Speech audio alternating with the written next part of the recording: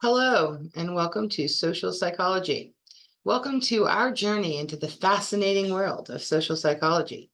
In this overview, we will explore the dynamics of human behavior in social contexts, uncovering the hidden forces that shape how we think, feel, and interact with others.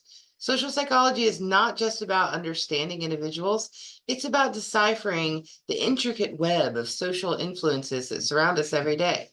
From the groundbreaking experiments that shed light on conformity and obedience to the complexities of prejudice and discrimination, social psychology delves deep into the mechanisms that drive our interactions with one another. By understanding these mechanisms, we gain invaluable insights into why we behave the way we do in social situations. Throughout this overview, you will explore key theories and concepts that form the foundation of social psychology. We'll examine how social norms influence our behavior, the power of persuasion in shaping attitudes, and the role of empathy in fostering social connections. Join us as we unravel the mysteries of human behavior in the social world. And as always, remember, this is just an overview of social psychology and by no means covers the topics in its entirety. So, social psychology. Social psychology deals with all kinds of interactions between people, spanning from a wide range of how we connect, from the moments of confrontation to the moments of working together and helping others. Social psychologists believe that individuals' thoughts, feelings, and behavior are influenced by social situations. Intrapersonal topics such as emotions, attitudes, the self, and social cognition, and interpersonal topics such as helping behavior, aggression, prejudice, and discrimination, attraction, close relationship, and group process in intergroup relationships can be found in the field of social psychology. So situational and dispositional influences on behavior. You have situationism and dispositionism. Situationism is the view that our behavior and actions are determined by our immediate environment and surroundings. This is usually used by social psychologists. Dispositionism is the view that our behavior is determined by internal factors, attitude of a person, such as personality trait or their temperament.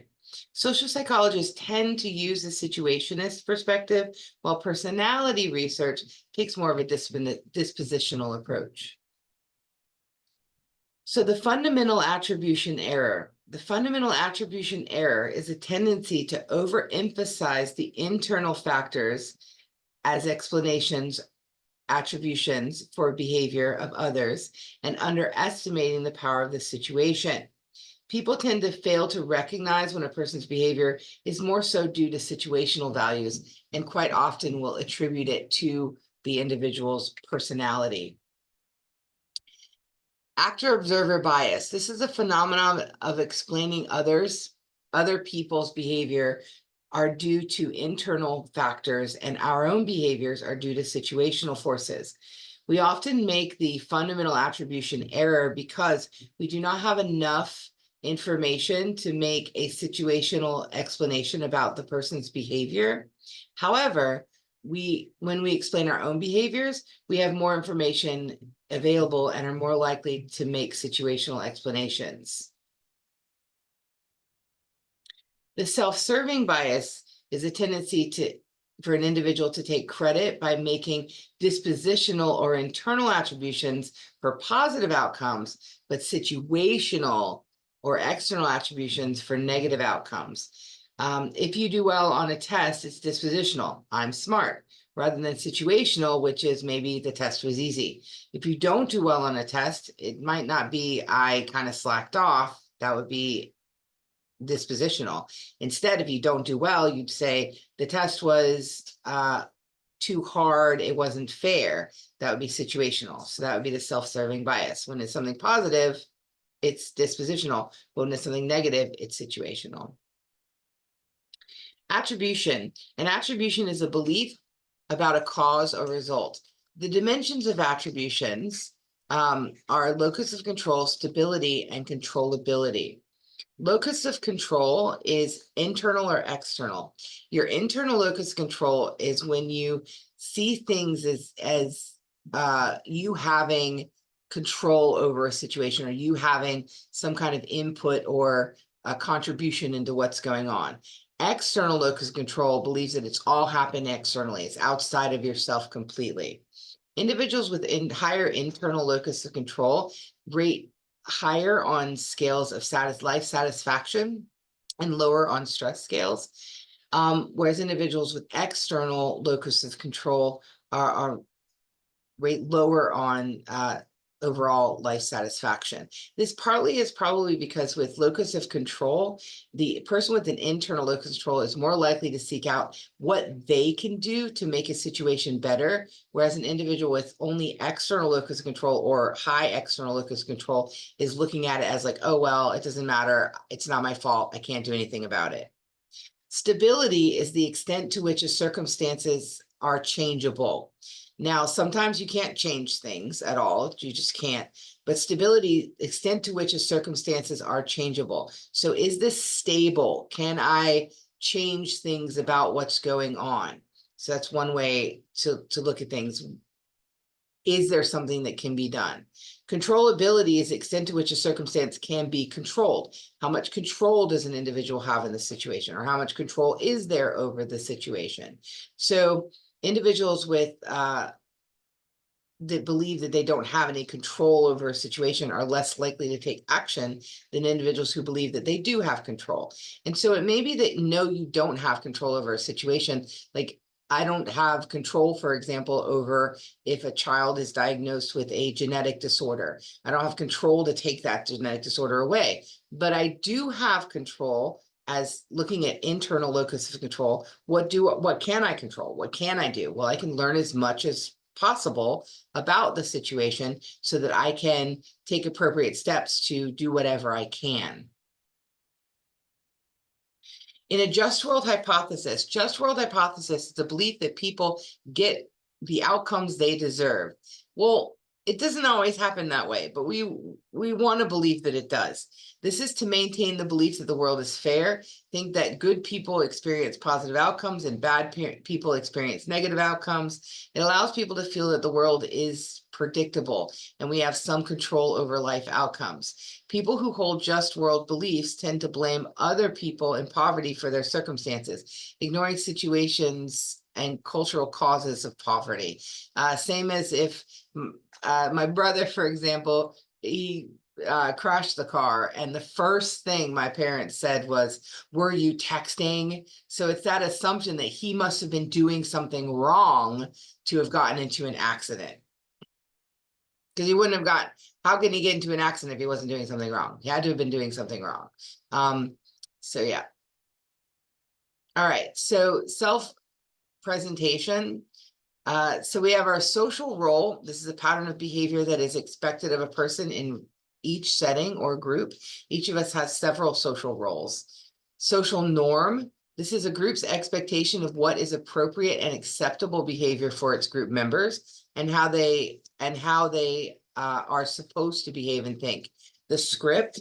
This is a person's knowledge about the sequence of events expected in specific settings, and they are an important source of information, and they do guide behavior in given situations. The best example of this would be going to a funeral. I was invited to a life celebration, even though it was a funeral, and my friend said it's going to be real different, because my script for a funeral obviously is it's very quiet, people are sitting, listening to somebody speak, maybe somebody might sing, but it's not going to be a lot of standing and excitably playing music. But that's what this was. This was actually a bit of a parade, actually, and it was a celebration of the person's life rather than what would be known as a traditional funeral. So Philip Zimbardo did a prison experiment in which to demonstrate kind of the power of social roles, norms, and scripts. He had a mock prison was constructed with participants, male college students. They were randomly assigned to either play a prisoner or a guard. In a very short amount of time, the guards started to harass the prisoners and became increasingly sadistic in their attacks on or behavior towards the prisoners. Prisoners began to show signs of severe anxiety and hopelessness. Some of them had to be removed, but within 2 weeks of what was to be a 6 day, the 2 week study, ended after 6 days. Couldn't even make it to 2 weeks because of the intensity of how the prison guards were behaving and how the prisoners felt, showing how strong social roles can influence us. All right, attitude, our evaluation of a person, an idea, or an object. This can be positive or negative. It's influenced by external forces and internal factors that we control. It's got 3 components. The 3 components are affective component, which is your feelings, behavioral component, which is the effect of the attitude on the behavior, and then cognitive component, which is the belief and the knowledge. So the feeling, let's give an example of sleep. My feeling is that I feel happy and I feel better when I have a lot of sleep. I feel good when I have sleep. The behavior is I'm sure to get at least 8 hours of sleep each night. And my belief is that people need to get the proper amount of sleep so that they can feel well. And you can apply this to lots of different things. I would suggest that you think about some of your attitudes and apply the ABC to that and see, kind of where you are with that. So cognitive dissonance. Cognitive dissonance is the psychological discomfort arising from holding 2 or more inconsistent attitudes, behaviors, or cognitions. So if you believe that cigarettes are bad for your health, but you smoke cigarettes anyways, it can cause cognitive dissonance. So the way to reduce cognitive dissonance is to either change behavior, quit smoking, change the belief through rationalization or denial, such as discounting the evidence that smoking is harmful, or add a new cognition, smoking suppresses appetite so I don't become overweight, which is good for my health.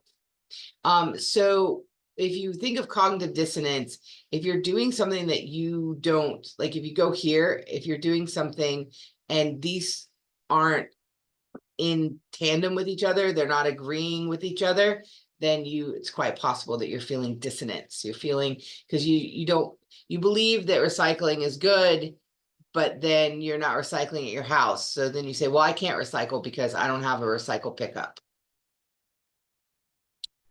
All right, persuasion. Persuasion is a process of changing our attitude towards something based on some kind of communication. So Yale attitude change approach is certain features of the source of persuasive message, the content of the message, and the characteristics of the audience will influence the persuasiveness of a message. So you have your central root and your peripheral root in the elaboration likelihood model. The persuasion can take two paths.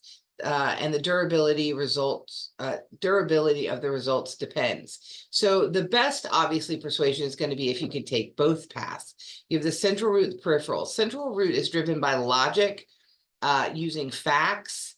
Direct route to persuasion, focusing on quality of information, works best when the audience is analytical and willing to engage in processes of the information. The peripheral route is the indirect route. This uses peripheral cues to associate positivity with the message, uses characteristics such as positive emotion or celebrity endorsements, results in less permanent change in attitude, but nonetheless can sway an attitude to swing a certain way quickly. So you have your persuasive message. As you see, the central root is going to be motivated analytically, high effort, evaluate message, and lasting change in attitude, whereas the peripheral root, not motivating analytically, low persuaded by cues outside of message, low effort, and then temporary change in attitude. Another way to get somebody persuaded is to use foot in the door technique.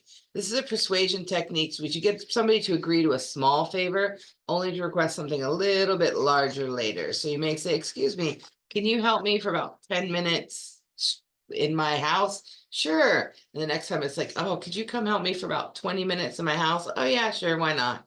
So you feel like you need to continue helping because, well, you helped them before, you might as well help again. So conformity is a change in a person's behavior to go along with the group, even if he does not change, even if they do not agree with the group, okay? So Ash's experiment showed us that these line segments are obviously X is equal to C.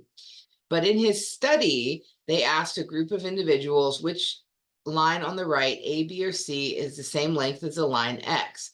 Well, everyone in the room said A or B, or just said A, actually. And they got around to the one person and they kind of were like, well, I guess it's A. So why did they conform? About 60 to 76% of the time. Little less when somebody broke the conformity. So if not everyone said A, if anyone said C, then the individual is more likely to say C. In Asher's study, there was one naive subject, the rest were Confederates who purposely gave the wrong answer. 76 of the participants conformed to group pressure at least once by also indicating the incorrect line. What factors make a person more likely to conform? Well, the size of the majority. The greater the majority, the more likely an individual will conform, so the more that are around. So if you have one person standing there saying, hey, we should eat green beans, you're going to have less likely. You get 500 people standing in the hallway saying, get green beans, get green beans. You would be more likely to be like, well, I guess I'll get green beans. The presence of another dissenter. So if one person kind of steps out and goes, nah, I'm not getting green beans, then you're going to be like, you know what? Me neither. I don't want green beans either. The public or private nature of the responses. So public responses cause more conformity than private. So if you're asked privately a question to something, you're probably going to give a more accurate answer than if you are asked to, or more of your opinion or your answer than if you were asked to do that publicly. So motivation to conform, where you have your normative social influence. People conform to the group norm to kind of fit in, to feel good, or to be accepted by the group. Then you have your informational social influence. People conform because they believe the group is competent and has correct information, particularly when the task or situation is ambiguous. So if they believe, okay, this group knows what they're doing, so I'm more likely to conform. So in Stanley Milgram's extremely famous study on obedience, obedience is a change in an individual's behavior to comply with the demand of an authority figure. The Milgram experiment showed the surprising degree to which people obey authority. Participants were told to shock learners or Confederates for giving the wrong answer. Participants believed they were giving the learners shocks, which increased all the way up to 450 volts. 2 out of 3, 65% of participants continued to administer shocks to an unresponsive learner. Now, the learner was a Confederate. They weren't actually being shocked, but the people shocking them believed that they were. Groupthink. Groupthink and polarization. Groupthink is the modification of the opinions of members of a group to align with what they believe is the group consensus. Groups often take action that individuals would not perform outside of the group setting because groups make more extreme decisions than individuals do. Members are less likely to express diverse opinions, which can lead to faulty decision-making. Group polarization, the strengthening of an original group attitude or the discussion of views within a group. So social facilitation and social loafing. Social facilitation occurs when an individual performs better when an audience is watching than when the individual performs the behavior alone. It usually occurs when people are performing tasks for which they are skilled or as an easy task. However, when people are nervous or less skilled, an audience can hinder them rather than help. Social loafing. This is the exertion of effort, less effort by one person than others in a group. Occurs when individual performance cannot be evaluated separately from the group. Group performance declines on easy tasks. However, when a task is difficult, people feel more motivated and believe that their group needs their input to do well on a challenging project. And if you have someone who's social loafing in your group project, the best thing to do is to put them in charge of something specific in the project to get them engaged and have them get that to you within a couple of days to get them kind of engaged in the project. Because once they're kind of engaged, they're more likely to participate. Prejudice and discrimination. Prejudice is a negative attitude and feeling towards an individual based solely on one's membership in a particular social group. Stereotype is a specific belief or assumption about an individual's based solely on their membership in a group. Discrimination is a negative action towards an individual as a result of one's membership in a particular group. Types of prejudice and discriminations. This is not all of them, of course, but in your text, racism, prejudice and discrimination against the individual based on race, sexism, prejudice and discrimination towards individuals based on their sex, ageism, prejudice and discrimination towards individuals based solely on their age, homophobia, prejudice and discrimination of individuals based solely on their sexual orientation.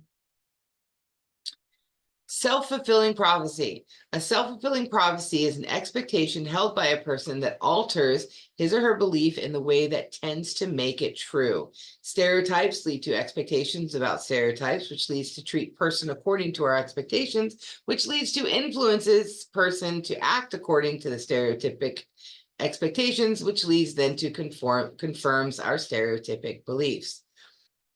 Restant and Jacobson in 1968, disadvantaged students who had teachers that expected them to perform well had higher grades than disadvantaged students whose teachers expected them to do poorly. Confirmation bias. Confirmation bias is a tendency to seek out information that supports our stereotypes and ignore information that is inconsistent with our stereotypes. In-group and out-group. In-groups is a group we define as we see ourselves belonging to. The out-group is a group we view as fundamentally different from us. In-group bias, prejudice, and discrimination, because the out-group is perceived as different and less preferred than our in-group. We want to feel good and protect our in-group. Scapegoating is the act of blaming an out-group when the in-group experiences frustration or is blocked from obtaining a goal. Aggression. Aggression, seeking to cause harm or pain to another person. Hostile aggression, motivated by feelings of anger with intent to cause pain. Instrumental aggression, motivated by achieving a goal and does not necessarily involve intent to cause pain. Frustration aggression theory. When humans are prevented from achieving an important goal, they become less frustrated and less aggressive. Evolutionary theory of aggression. Evolutionary theory, aggression serves as an evolutionary function. Men are more likely to show aggression, likely serves to display dominance over other males, to protect the mate, perpetuate the male's genes. To perpetuate the male's genes. Human males and non-human male primates endeavor to gain a display dominance over other males and demonstrate the behavior. Well, I don't have a video here, but demonstrates the behaviors in the video. That's not there. All right, bullying. Bullying, this is repeated negative treatment of another person over time. The attempt to inflict harm, injury, and humiliation can be physical or verbal attacks, also can be psychological. Gender differences. Boys tend to engage in direct physical aggression, whereas girls tend to engage in indirect social forms of aggression. Effects on the victim. We see a decreased mental health, including anxiety and depression, may underperform in schoolwork. Cyberbullying is repeated behavior that is intended to cause psychological or emotional harm to another person. More common in girls, usually in those who have been victims of cyberbullying themselves. So the bystander effect is defined as a phenomenon in which a witness or bystander does not volunteer to help a person in distress. So psychologists hold that we make these decisions based on the situation. Kitty Geneviese's extremely famous example of a bystander effect was attacked and killed with a knife outside of her apartment. Residents in the apartment building heard screaming for help numerous times, but they did nothing. Latine and Darley studied the bystander effect phenomenon in which witnesses or bystanders do not help a volunteer or victim or person in distress. They believe it's based on a social situation, not personal variables, and it's because of a diffusion of responsibility. There's a tendency for one in a group to help, for no one in a group to help, because the responsibility to help is spread throughout the group. So how they conducted their study was very interesting. They'd have, they'd say, have two individuals and say, okay, we're going to put each of you in a room. They put each of them in a room, put a headset on them. They say, okay, can you guys hear it? Can you all hear each other? They put thumbs up. Yeah, we can hear each other. And then they'd say, okay, well, we're getting off of the comms now. We'll be back in a little bit. And then one person would say, hey, I need some help. I need some help. Well, the one person who heard them would get up right away and go help them if they believed they were the only one that could hear them. However, when they were told there were multiple people listening in, that person was very less likely to get up to go help, because they thought, well, someone else will be able to help.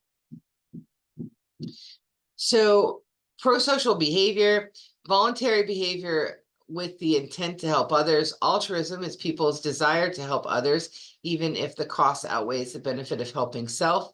Theories of motivational help. You have your empathy. Empathy is the capacity to understand another person's perspective, to feel what he or she may feel. Empathetic people make emotional connections with others and feel compelled to help. Altruism, form of selfless helping, not motivated by benefits. Feeling good after helping is, however, a consequence, but not a cause of the motivation of behavior. Helping is self-serving because our egos are involved and we do receive benefits. So relationship forming, what influences who we become friends with and form romantic relationships with? Well, two basic things are proximity and similarity. Proximity is the people with whom you have the most contact. Similarity is the people who are like us in background, attitudes, and lifestyle. Homophily, saying that wrong, is a tendency for people to form social networks with others who are similar. Important components in relationships. Reciprocity. This is a give and take in the relationships. We contribute to the relationships, but expect to receive benefits in return. Social self-disclosure is the sharing of personal information. This leads to more intimate connections. So attraction, what features of person do we find attractive? Well, there's universal attractive features. In women, physical features such as large eyes, high cheekbones, narrow jawline, slender build, and a lower waist to hip ratio, not ratio. Social traits, warmth, affection, and social skills. Men, more attractive considered when physically tall, broad shoulders, narrow waist. Social traits, achievement, leadership qualities, and social job skills. The matching hypothesis says we tend to pick someone they feel is their equal in physical attractiveness as well as social desirability. So Sternberg's triangular theory of love, Sternberg's triangular theory. 7 types of love can be described from combinations of these components: intimacy, passion, and commitment. Intimacy is sharing of details and intimate thoughts and emotions. Passion is physical attraction, and commitment is standing by the person. So friendships quite often can have pretty tight, when you look here, we have consummate love. This is intimacy and commitment. This is the sharing of ideas, intimate thoughts, emotions, and a strong commitment with each other. This is liking. This is where you just have the intimacy. This is romantic love, where you have the passion and you have the intimacy. This is infatuation, when you just have the passion. Fatuous love is passion plus commitment. And then empty love is when it's just commitment.